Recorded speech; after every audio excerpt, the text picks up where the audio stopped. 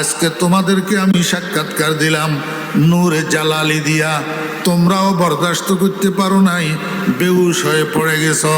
বান্দা চলো, এবার তোমাদেরকে আমি আরেক জায়গায় নিয়ে যাব। যেই জায়গা নিয়ে যাব সেই জায়গাটার নাম মাকআদে সিদক। মাকআদে সিদক।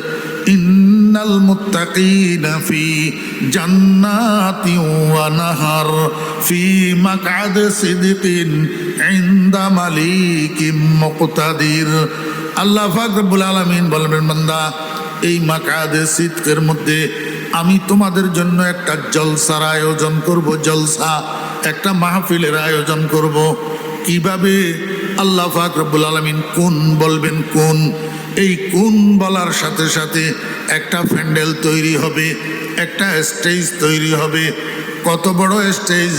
যেই স্টেজের মধ্যে বিশেষ অতিথি হিসাবে উপবিষ্ট থাকবেন ১.৫ লক্ষ নবী রাসূলগণ, ১.৫ লক্ষ নবী রাসূলগণ, ১.৫ লক্ষ আম্বিয়া আলাইহিস সালাতু ওয়াস সালাম স্টেজের মধ্যে বিশেষ অতিথি হিসাবে উপস্থিত থাকবেন।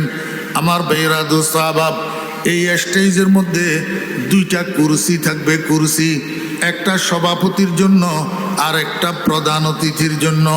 সভাপতির আসন অলঙ্কৃত করবেন লা ইলাহা ইল্লাল্লাহ, আর প্রধান অতিথির আসন অলঙ্কৃত করবেন মুহাম্মাদুর রাসূলুল্লাহ।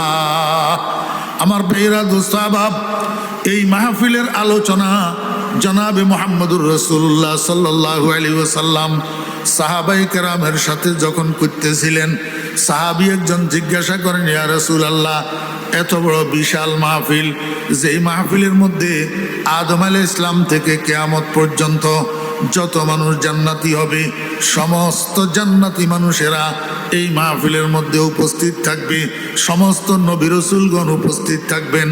এত বড় মাহফিলের মধ্যে আলোর ব্যবস্থা কি হবে, লাইটের ব্যবস্থা কি হবে, বাতির ব্যবস্থা কি হবে? সরকার দো আলম জনাবে মুহাম্মদুর রাসূলুল্লাহ সাল্লাল্লাহু আলাইহি ওয়াসাল্লাম বলেন, আমার সাহাবীগণ বেহেশতের সেই জলসার মধ্যে, বেহেশতের সেই মাহফিলের মধ্যে পৃথক কোনো লাইটের ব্যবস্থা থাকবে না, গোটা মাহফিলটা আলোকিত হইয়া থাকবে আমি মুহাম্মদুর রাসূলুল্লাহ সাল্লাল্লাহু আলাইহি ওয়াসাল্লামের চেহারার আলোর দ্বারা।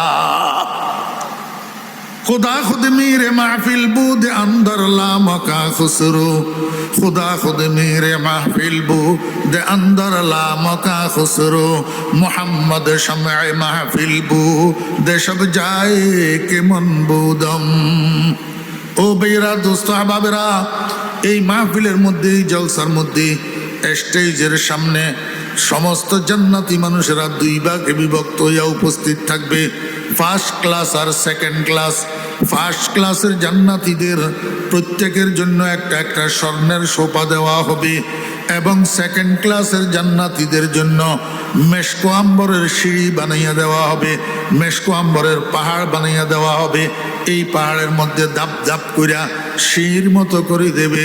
আল্লাহু আকবার বরাবর সামনের ধাপ পিছনের ধাপ থেকে একটু নিচু, পিছনের ধাপ সামনের ধাপের থেকে একটু উঁচু, যাতে সর্বপিছনের জান্নাতীরা সমানভাবে স্টেজটা দেখতে পায়।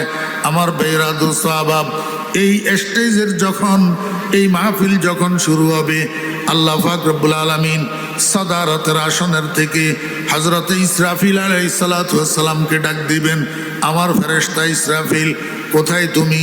হযরত ইসরাফিল আলাইহিস সালাম বলবেন, লাব্বাইক ওয়া সাদাইক ইয়া রাব্বি, হে প্রভু আমি তো উপস্থিত আছি।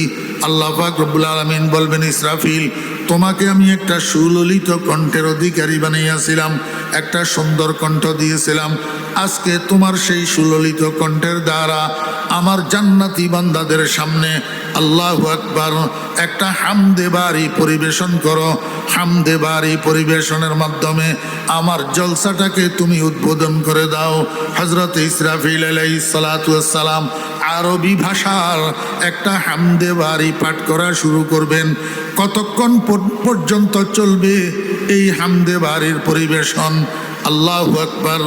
আমার ভাইরা দোস্ত আহবাব, জান্নাতের মধ্যে জান্নাতীদের খেদমতের জন্য আল্লাহ পাক কতগুলা বালক রেখেছেন। বালক এই বালকগুলাকে বিলদানে মুখাল্লাদুন বলে, আরেক নাম তাদের গিলমান। এই গিলমানেরা 3 ভাগে বিভক্ত থাকবে। এক ভাগের কাছে ড্রাম থাকবে, আরেক ভাগের কাছে জগ থাকবে, আরেক ভাগের কাছে গ্লাস থাকবে। ড্রামের মধ্যে একটা শরবত ভর্তি থাকবে, শরবত। সেই শরবতের নাম শারাবে তাহুর। শারাবে তাহুর